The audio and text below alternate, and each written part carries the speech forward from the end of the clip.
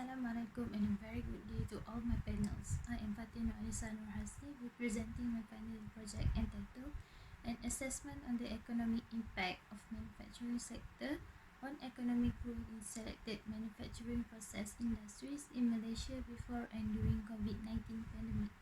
Under Management Cluster, supervised by Associate Professor Insinyur Dr. Muhammad bin Minhad. This presentation will cover background and objective of the project, methods used to make an assessment on financial analysis, data compilation from financial analysis according to index, analysis on factors affecting the business performance, and comparison between current ratio and net profit margin between two sectors. Pandemic COVID-19 hit worldwide early March 2020, affecting all economic sector operation mainly in demand and supply chain, where some of the sector gain profit and some will sustain their business with cash reserve. The objective of this project are to study the economic growth impact on selected manufacturing sectors before, during, and recovery phase from COVID-19 from year 2019 until second quarter of 2021. To analyze the business performance of selected manufacturing sectors with financial analysis index, conclude analysis and compare methods used by the sectors to maintain their business cycles. For this project, the manufacturing industry selected are 1. From oil and gas sector, which is Petronas Group Berhad, and 2. Food and agriculture sector, which is PPB Group Berhad. Some background on oil and gas industry. There are three main parts in operation, which are: first, upstream, focusing on exploration and production of raw materials. Next, midstream, process raw materials into several finished goods, transportation of oil and gas via pipes and storage access inventory. And lastly, downstream, end market user, where marketing and distribution of refined oil and gas to end user. Next, for food and agriculture industry, PPB Group Berhad has 6 business segments, mainly focusing on grains and agribusiness and consumer products with bakery, the Italian baker Sudirian Berhad.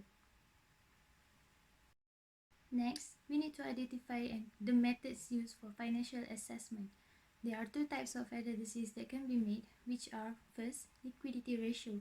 It measures company capability to meet its short-term obligation and how they convert receivables and inventory into cash. 2. Profitability margin. It measures company's earning power and management effectiveness in running operation. There are 4 index under liquidity ratio, which are: first, working capital, measuring company's capability to pay its obligation, and it is also known as cash reserve. And 2. Current ratio. It measures company's ratio on current assets and liabilities. Third, inventory turnover. It's company capability to replace their inventory sold. Fourth, day sales of inventory. It measures average days taken by the company to convert their raw materials into finished goods. For profit margin, there are 5 index, which are: first, gross margin. It measures effectiveness of company's production management. And 2, operating margin. It measures operating income of sales and how management effectiveness on non-production areas of the company. And 3rd, net profit margin. It measures net income or profit of the company after tax.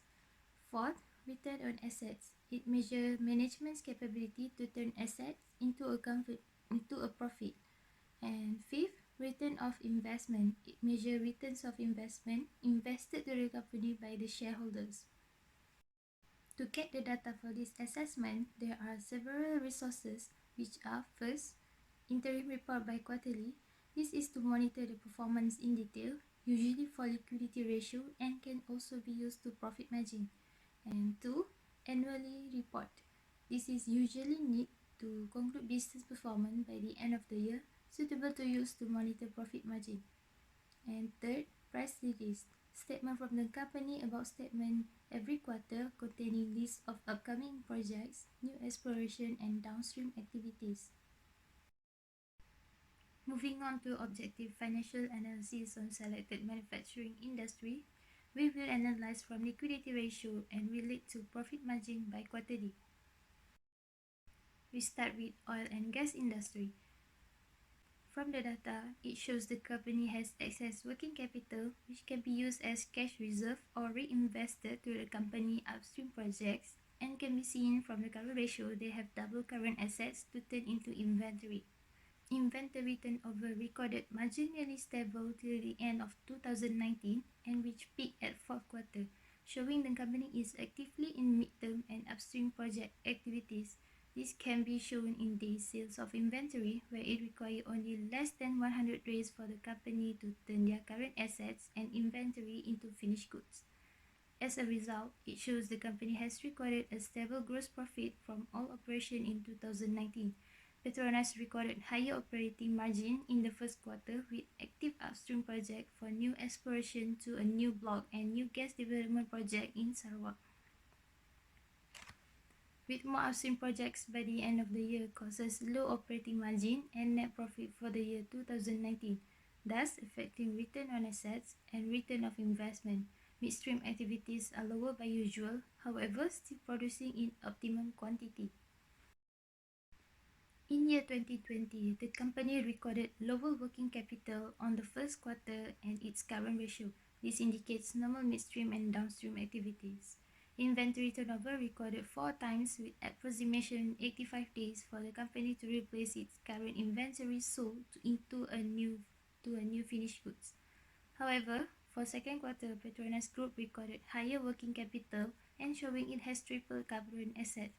This shows the company has oversupply than demand and affecting the other index, and it took approximately more than 100 days for the company to process their inventories to sell to the market.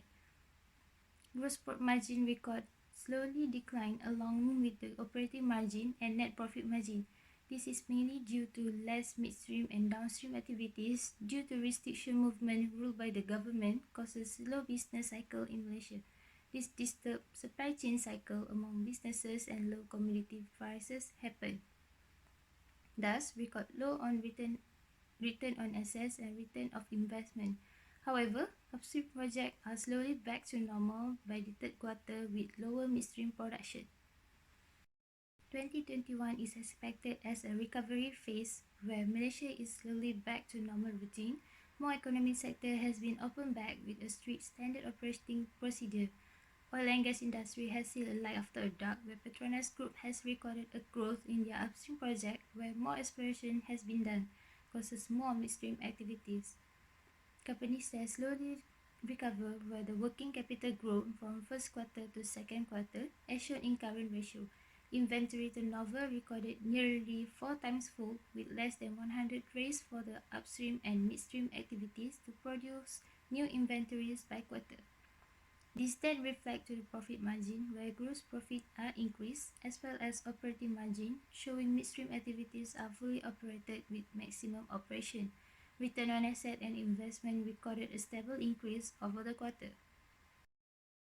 For food and agriculture industry, PPB Group recorded a stable working capital with 3 times full of current ratio, mainly contributed by grains and agribusiness sector and other investment related. Excess working capital can be used to reinvest it to the business cycles.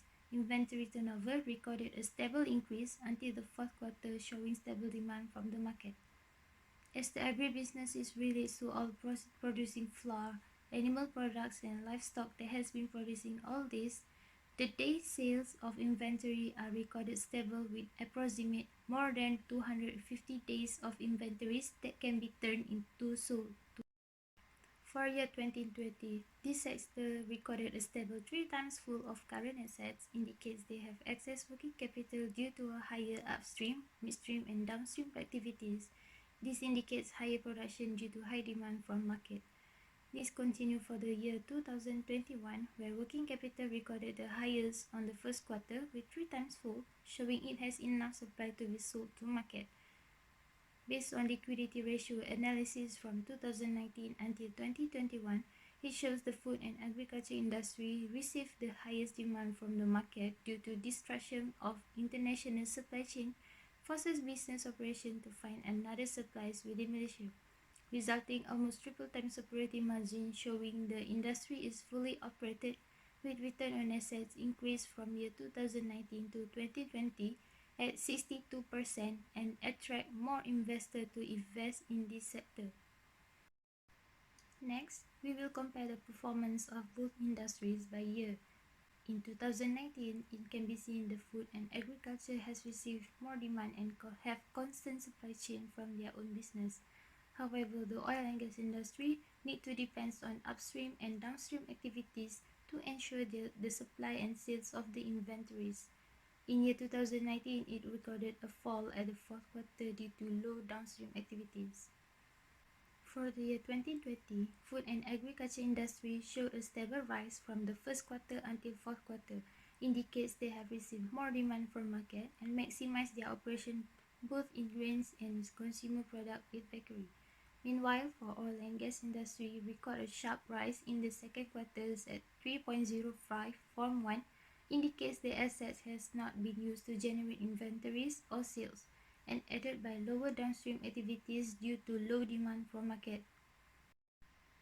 Even though the third quarter reached 0.98, it shows the company are able to sell their inventory stocks from few quarters prior with low commodity price due to oversupply of oil worldwide, and rise back to 3.42 indicates low upstream and downstream activities.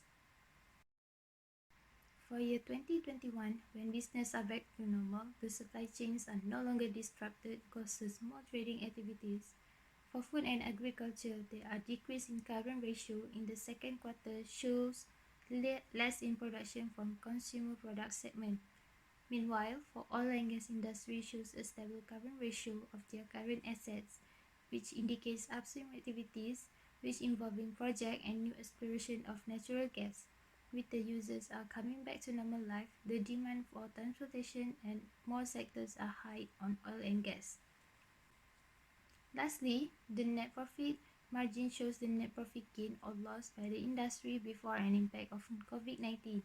Food and agriculture recorded a fall by 4% from year 2019 until 2020, while oil and gas industry recorded a sharp decline of net profit from 12.4% in 2019 to 1.33% in 2020.